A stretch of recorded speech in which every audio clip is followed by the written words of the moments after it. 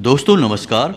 वृषभ राशि वाले मेरे मित्रों, ये एक देवी आपसे नाराज होने वाली हैं और इनके नाराज होते ही आपको 3 तरह से परेशानियों का सामना करना पड़ेगा। जी हाँ दोस्तों, या यूं कह सकते हैं कि आपके ऊपर से एक ऐसी छाया हटने वाली है जो आपको बहुत लंबे समय से बचा कर चली आ रही है। जी हाँ दोस्तों, आपको यकीन न हो तो आप विचार करके देखिए कि कई बार आपके जीवन में ऐसी परिस्थितियों का निर्माण हुआ है जब आपको भयंकर नुकसान हो सकता था, यहाँ तक कि आपकी जान भी जा सकती थी, लेकिन आपको बाल बाल किसी ने बचाया।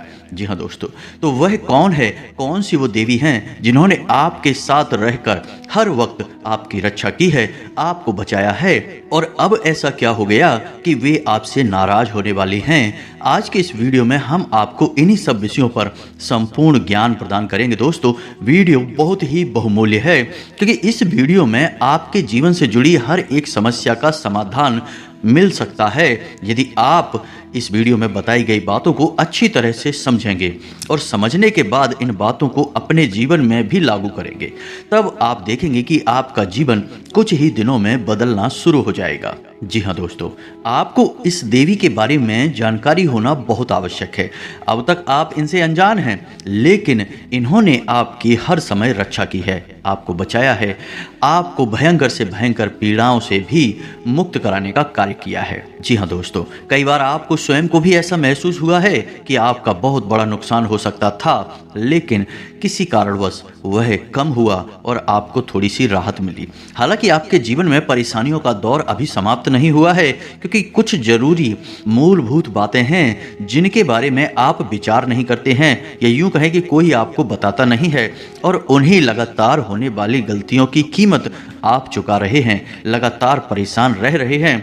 आपके द्वारा किए गए कर्मों का भी सही फल, उचित परिणाम आपको प्राप्त नहीं हो रहा है, मनोवांछित सफलता आपको मिल नहीं पा रही है। जी हाँ दोस्तों, आपके मन में कई प्रकार के प्रश्न उठते रहते हैं कि आखिर भगवान आपके साथ ऐसा क्यों कर रहे हैं, क्यों आपको हद से ज़्यादा तकलीफें मिल रही हैं, क्यों लोग आपको समझ नहीं पा रहे हैं, जिनके साथ आप अच्छा करते हैं उनके साथ भी आपकी बुराइयां क्यों हो जाती हैं, आखिर आपने ऐसा क्या कर दिया या आपके साथ क्या ऐसा गलत है कि आपके कष्ट, आपकी परेशानियां, या यूं कहें कि आपके दुखों के दिन समाप्त ही नहीं हो रही हैं। तो दोस्तों, हम एक एक करके आपके जीवन की हर एक बात को विस्तार से समझाने का प्रयास करेंगे। आप ध्यान से वीडियो को देखें, समझें कि आपके जीवन में क्या गलत है, क्योंकि दोस्तों प्रयास तो आपको ही करने होंगे और प्रयास करने के लिए आपको सही ज्ञान होना बहुत आवश्यक है। बहुत कम ही लोग ऐसे हैं इस संसार में जो किसी को सही ज्ञान देते हैं। लोग अपने मन के मुताबिक जानकारी को तोड़ मरोड़ कर दूसरों को देते हैं और बदले में उनसे पैसे ऐंठते हैं। तो जब आपको सही ज्ञान कहीं से प्राप्त हो तो उसे अवश्य ले लेना चाहिए, क्योंकि जीवन में मुक्ति का मार्ग ज्ञान की राह पर चलकर ही प्राप्त होता है दोस्तों। जी हाँ दोस्तों, और हम आपको गारंटी देते हैं कि आपको इस तरह का ज्ञान जो आगे हम आपको वीडियो में देने जा रहे हैं पूरे YouTube पे कहीं पर भी देखने को नहीं मिलेगा। ऐसा इसलिए हम कह रहे हैं क्योंकि लोग इस तरह की बातों को बताने के लिए बदले में पैसे की मांग करते हैं। जी हाँ दोस्तों, लोगों ने इस तरह के व्यापार चला रखे हैं कि लोग दूसरों को राहत तो पहुंचाते हैं, लेकिन बदले में उनसे मोटी मोटी रकम भी मांग लेते हैं या ले लेते हैं, और लोग उन्हें देते भी हैं। बदले में उन्हें समाधान तो प्राप्त होते ही हैं, लेकिन हम आपको इतनी महत्वपूर्ण जानकारियां मुफ्त में देने का कार्य कर रहे हैं, क्योंकि दोस्तों हमें आपसे किसी भी प्रकार का लालच नहीं है। हमें बस इतना चाहिए कि माँ भद्रकाली हमारी भक्ति से प्रसन्न रहें और दूसरों के हित में हमारे द्वारा किए गए प्रयास सफल रहें। बस यही हमारे जीवन का और हमारी मेहनत का उद्देश्य है। तो यदि आपके जीवन में 1% भी बदलाव आता है, आपको लाभ प्राप्त होता है, तो हम समझेंगे कि हमारी माँ भद्रकाली के लिए भक्ति सफल रही, हमारे पुण्य का घड़ा भर गया और हमारा जीवन भी सफल रहा। तो चलिए दोस्तों वीडियो की शुरुआत करते हैं, लेकिन वीडियो शुरुआत करने से पहले आपसे एक निवेदन है कि कमेंट में पूरे भक्ति भाव के साथ जय माँ भद्रकाली लिखना ना भूलें।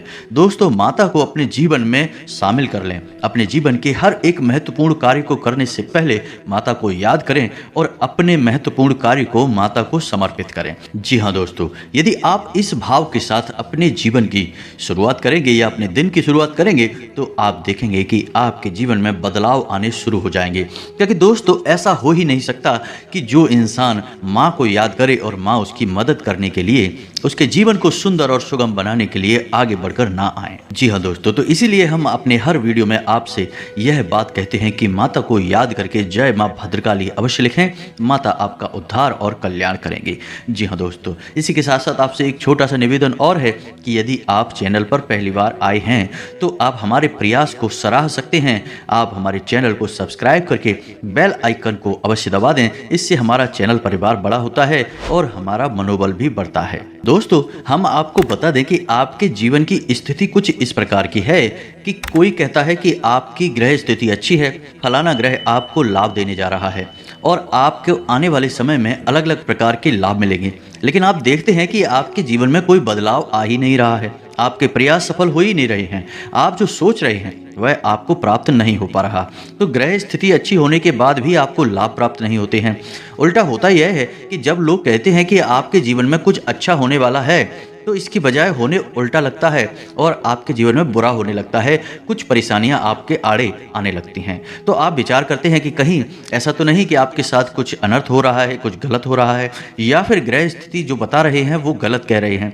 तो हम आपको बताएं दोस्तों कि ऐसा कुछ भी नहीं है। ग्रह स्थिति जो आपको बताते हैं लोग वो गलत नहीं बताते, लेकिन उस अच्छी ग्रह स्थिति का या ग्रहों की सुंदर चाल का आपको सही लाभ प्राप्त नहीं हो पाता है। तो इसका कारण क्या है दोस्तों?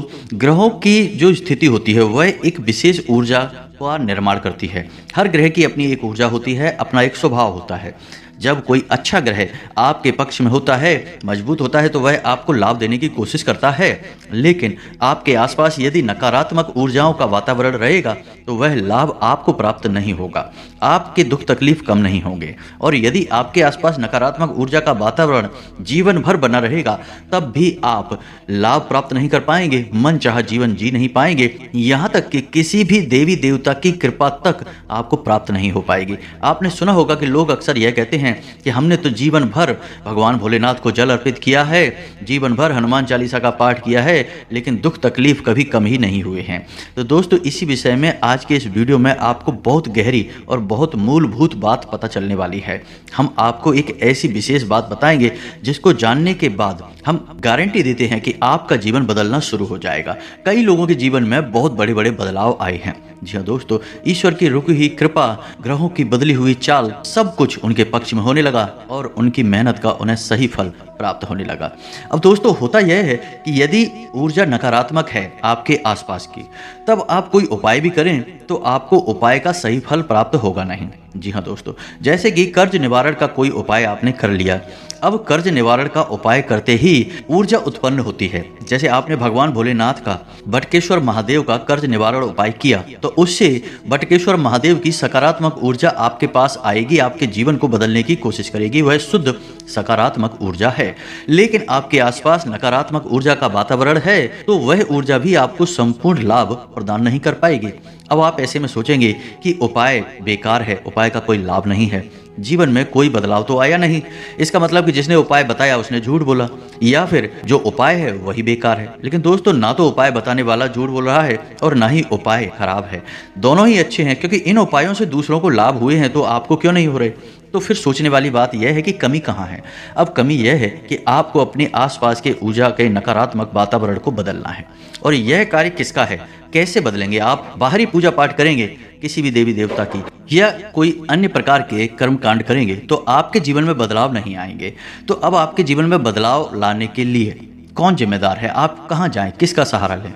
तो दोस्तों, हम आपको बताएं कि ऐसे में बस आपको एक ही काम करना है। और वह काम क्या है? अब आप ध्यान से सुनिए दोस्तों, आपके परिवार की, संपूर्ण परिवार की रक्षा का जिम्मा किसके पास है? आप समझिए, आपके संपूर्ण परिवार की रक्षा का जिम्मा आपके पुरखे पूर्वजों के पास है, यानी आपके पितरों के पास है। लेकिन आपके संपूर्ण कुल का पालन पोषण, आपके संपूर्ण कुल का भला बुरा विचार करने का जिम्मा किसके पास है? कुल देवी का। जी हाँ दोस्तों, कुल देवी एक ऐसी देवी होती हैं जिन्हें हमारे बहुत कई पीढ़ियों पहले किसी पुरखे पूर्वज ने पूजना शुरू किया था, फिर वह एक सिलसिला बना और पीढ़ी दर पीढ़ी उन देवी की लगातार पूजा आराधना होनी शुरू हुई।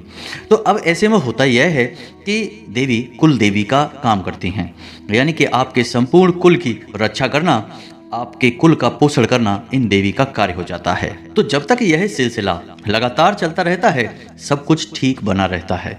लेकिन कई पीढ़ियां गुजर जाने के बाद लोग धीरे धीरे देवी को भूलना शुरू कर देते हैं और एक समय ऐसा आ जाता है जब लोग यह भी भूल जाते हैं कि उनकी कोई कुलदेवी है भी या नहीं है। तो फिर होता यह है कि आप बेशक भूल जाएं, लेकिन कुछ पीढ़ियों तक, कुछ समय तक माता की छाया आपके ऊपर बनी रहती है और आपके कुल की रक्षा होती रहती है। लेकिन जब लंबे समय तक माता का निरादर होता है, पूजा पाठ नहीं होती है, तो माता आपसे रुष्ट होने लगती हैं और धीरे धीरे आप जब जीवन में आगे बढ़ते हैं तो एक समय वह आता है कि जब माता की छत्र छाया आपके कुल से हट जाती है। अब ऐसे में होता यह है कि नकारात्मक शक्तियां फिर आपको घेरना शुरू कर देती हैं। हमने आपको अपने पिछले एक वीडियो में भी बताया था कि आप अपने जीवन में चाहे कोई कार्य करें या ना करें, किसी भी देवी देवता की पूजा करें, इससे कोई फर्क नहीं पड़ता, ये आपका अपना निजी विचार है। लेकिन आप दो चीज़ें अवश्य अपने जीवन में शामिल करें। पहला कि अपने पितृ देवता का पूजन अवश्य करें, अपने पितरों को मान सम्मान दें और उनके नाम का एक दीपक दक्षिण दिशा में अवश्य जलाएं। दूसरा कि अपनी कुल देवी को कभी ना भूलें, कुल देवी को याद करते रहें और उनकी भी पूजा आराधना लगातार करते रहें। जी हाँ दोस्तों, जो इंसान ये दो कार्य करेगा, चाहे कैसी ही परिस्थिति क्यों ना बनी रहे, उस इंसान के जीवन में बुरा हो नहीं सकता। हाँ, जीवन में उतार चढ़ाव आ सकते हैं, लेकिन उन उतार चढ़ाव की संख्या कम होगी, तीव्रता, ताकत कम होगी और आपकी सहन शक्ति बढ़ जाएगी। और एक दिन वह आएगा जब आप जीवन की हर एक विषम परिस्थिति से उठकर खड़े हो जाएंगे और अपना मनवांछित जीवन यानी खुशहाल जीवन जीना शुरू कर देंगे। जी हाँ दोस्तों, तो आप हमारे कहने से एक बार ये कार्य अवश्य करिए। जी हाँ दोस्तों, अब आपको यह नहीं पता कि आपको अपने पितृ पूर्वजों का पूजन कैसे करना है, तो आपको दो कार्य करने हैं, बहुत ही सरल हैं। आप बस इन्हें अपनी आदत में शामिल कर लीजिए। घर की महिलाओं से कहिए कि जब वो रोटी बनाएं तो पहली रोटी गाय की और आखिरी रोटी कुत्ते की अवश्य बनाएं, क्योंकि गाय और कुत्ता दोनों ही पितरों के सूचक हैं। जब भी आप गाय को और कुत्ते को भोजन कराते हैं, समझिए आपके पितृ तृप्त हो जाते हैं और आपको आशीर्वाद देते हैं, आपके घर की रक्षा करते हैं। जी हाँ दोस्तों, जिस इंसान के पितृ तृप्त होते हैं, खुश होते हैं, आशीर्वाद दे रहे होते हैं, उस इंसान के जीवन में विपत्तियां किसी कीमत में आ नहीं सकती और वह जो भी पूजा पाठ करेगा उसका उसे पूरा फल प्राप्त होगा, क्योंकि पितरों का काम भी है आपके आसपास की नकारात्मक ऊर्जा को आपसे दूर करना और आपके जीवन में शुद्ध सकारात्मक ऊर्जा को भर देना। लेकिन इससे भी महत्वपूर्ण कार्य यह है कि आप अपने कुल देवी या कुल देवता को याद करते हैं कि नहीं, उनके नाम का भी एक दीपक जलाते हैं कि नहीं। तो आपको हम बता दें कि कुल देवी के नाम का दीपक आपके घर की देहरी पर जलाया जाता है। जी हाँ दोस्तों, आपके घर की जो दहलीज होती है वहाँ पर आपकी कुल देवी या देवता का वास माना जाता है। अब आप समझिए कि माता का कितना अधिक प्रभाव है।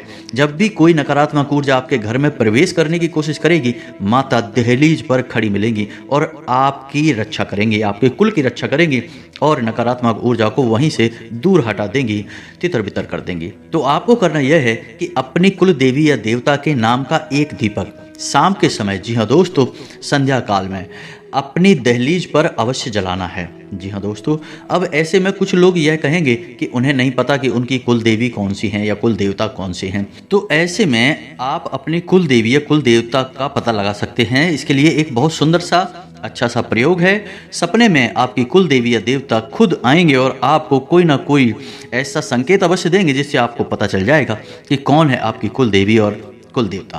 तो यह प्रयोग हम आपको अभी आने वाले समय में बता रहे हैं, लेकिन उससे पहले आपको यह बताएं कि आपके मन में अपनी कुल देवी या देवता के प्रति सम्मान अवश्य होना चाहिए, क्योंकि दोस्तों बहुत सारी ऐसी नकारात्मक ऊर्जाएं होती हैं जो जीवन में प्रभाव डालती हैं, जीवन में परेशानियों का कारण बनती हैं और उन नकारात्मक ऊर्जाओं से रक्षा करने के लिए हमें सकारात्मक ऊर्जाओं का पूर्ण सहयोग चाहिए। तो देवी देवता जब हमारे रक्षा करने के लिए तैयार होते हैं तो फिर हमारा जीवन पूर्ण रूप से बदलता रहता है और हमें अच्छा और सुंदर जीवन प्राप्त होता है। तो अब ध्यान से सुनिए कि आपको कैसे पता लगाना है कि आपकी कुल देवी कौन सी हैं। जी हाँ दोस्तों, तो यह प्रयोग आपका शुरू होगा शुक्रवार के दिन से। शुक्रवार के दिन आपको रात को 9 बजे जी हाँ दोस्तों, रात्रि के समय ही यह प्रयोग करना है। नहा धोकर पूजा पाठ करने के बाद आपको एक जल का कलश लेना है और उस जल के कलश के ऊपर आपको एक नारियल स्थापित करना है। और नारियल आपको अपने कुल देवी या देवता को, अभी आपको पता नहीं है लेकिन आप खाली कुल देवी या देवता के नाम से स्थापित करना है। और उस नारियल पर आपको ओम लिखना है, वह भी हल्दी या फिर चंदन के साथ में। जी हाँ दोस्तों, लाल सिंदूर का भी प्रयोग आप कर सकते हैं, इससे कोई फर्क नहीं पड़ता है। अब आप उस कलश के ऊपर एक ढक्कन रखेंगे और उस ढक्कन के ऊपर आप थोड़ा सा अन्न रखेंगे, गेहूं रख सकते हैं, और अन्न के ऊपर आप उस नारियल को स्थापित करेंगे और 7 दिनों का यह प्रयोग रहेगा। 7 दिनों तक यह नारियल आपके घर में स्थापित रहेगा। अब आपको करना यह है कि आप एक गाय के घी का दीपक जलाएंगे और अपने मन में यह आवाहन करेंगे कि हे कुल देवी या कुल देवता, आप जो भी हैं, हम आपके बारे में नहीं जानते हैं, हमें किसी ने नहीं बताया है, हम नादान हैं, हम आपके बारे में भूल चुके हैं, लेकिन अब हमारी इच्छा है कि हम आपका पूजन करें।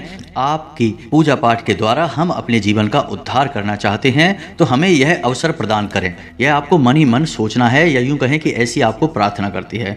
तो आपको यह प्रार्थना करनी है कि हे कुल देवी या कुल देवता, आप सपने के माध्यम से हमारा मार्गदर्शन करें और आप बताएं कि आप कौन हैं। यदि हमें पता चल जाएगा तो हम आपकी नियमित जीवन भर पूजा पाठ करेंगे और आगे से आपको शिकायत का कोई मौका नहीं देंगे। जी हाँ दोस्तों, आपको यह अपने मन में विचार करना है। आप कुछ इससे अलग भी विचार कर सकते हैं, कोई फर्क नहीं पड़ता है। बस आपको अपने कुल देवी या देवता के बारे में यह आह्वान करना है कि आप आइए और हमें सपने के माध्यम से कोई संकेत दीजिए कि आप कौन हैं, हम आपकी पूजा आराधना करना चाहते हैं। जी हाँ दोस्तों, आप 7 दिन तक यह करिए, यानी कि शुक्रवार से आप इस प्रयोग को करना शुरू करिए और नियमित करना है। आपको इस प्रयोग के दौरान अपने खान पान पर भी ध्यान देना है, यानी कि शुद्ध सात्विक भोजन लेना है और हो सके तो लहसुन प्याज को भी त्याग देना है। जी हाँ दोस्तों, क्योंकि अब आप किसी विशेष साधना को कर रहे हैं और साधना को करने के नियम यही होते हैं कि भोजन सात्विक होना चाहिए, ब्रह्मचर्य का पूर्ण रूप से पालन होना चाहिए। तो 7 दिनों तक आपको